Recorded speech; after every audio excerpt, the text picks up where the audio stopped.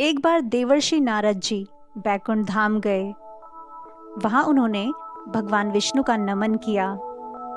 नारद जी ने श्री हरि से कहा, प्रभु, पृथ्वी पर अब आपका प्रभाव कम हो रहा है।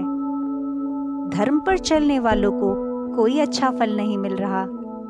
जो पाप कर रहे हैं उनका भला हो रहा है।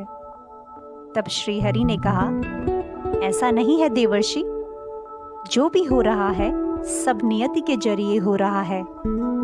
नारद बोले, मैं तो देख कर आ रहा हूँ, पापियों को अच्छा फल मिल रहा है और भला करने वाले, धर्म के रास्ते पर चलने वाले लोगों को बुरा फल मिल रहा है। भगवान ने कहा, कोई ऐसी घटना बताओ।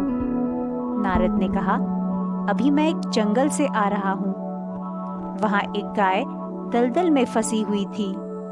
कोई उसे बचाने वाला नहीं था। तभी एक चोर उधर से गुजरा और गाय को फंसा हुआ देखकर भी नहीं रुका। वह उस पर पैर रखकर दलदल लांघकर निकल गया। आगे जाकर चोर को सोने की मोहरों से भरी हुई एक थैली मिली। थोड़ी देर बाद वहां एक बूढ़ा व्यक्ति आया। उसने उस गाय को बचाने की पूरी कोशिश की, पूरे शरीर का जोर लगाया और उस गाय को बचा लिया। लेकिन मैंने देखा कि गाय को दलदल से निकालने के बाद वह साधु आगे गया और एक गड्ढे में गिर गया। प्रभु, बताइए यह कौन सा न्याय है? नारद जी की बात सुन लेने के बाद प्रभु बोले, यह सही ही हुआ।